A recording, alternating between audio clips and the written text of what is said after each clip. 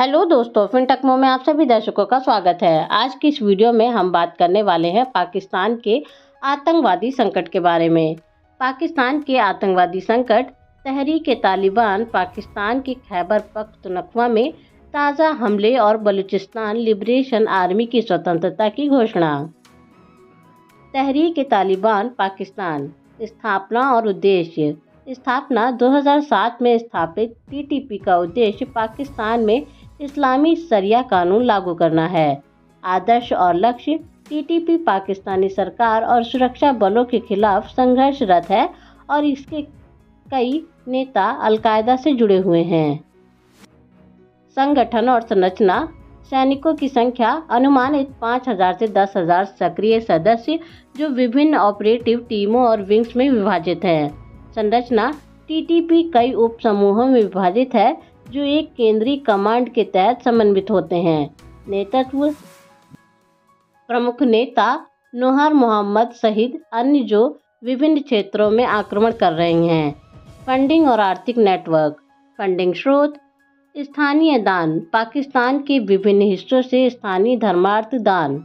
अवैध गतिविधियां। हथियारों की तस्करी, ड्रग्स तस्करी और लूटपाट।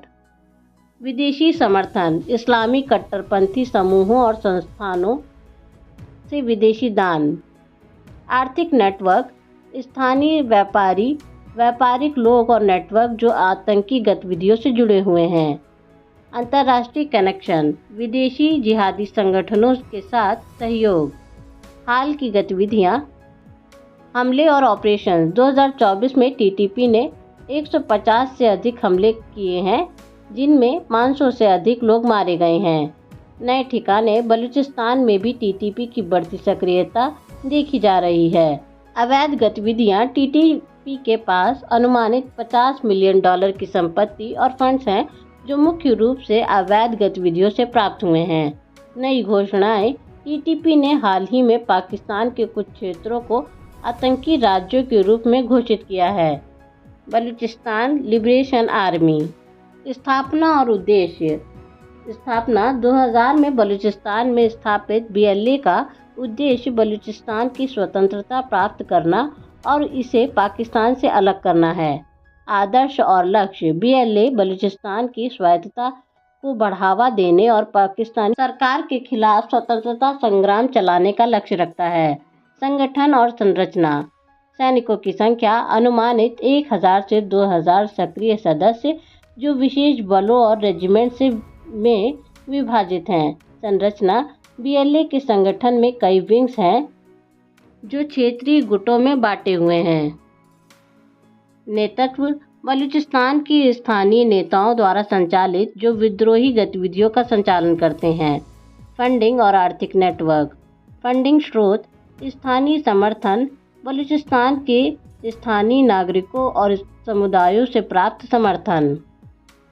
विदेशी दान। विदेशी सरकारों और प्रवासी बलूच समुदायों से दान। अवैध व्यापार। हथियारों की तस्करी और अन्य अवैध व्यापार गतिविधियां। आर्थिक नेटवर्क। स्थानीय व्यापारी। स्थानीय स्तर पर जुड़े व्यापारिक और सामाजिक संपर्क। अंतर्राष्ट्रीय दाताओं।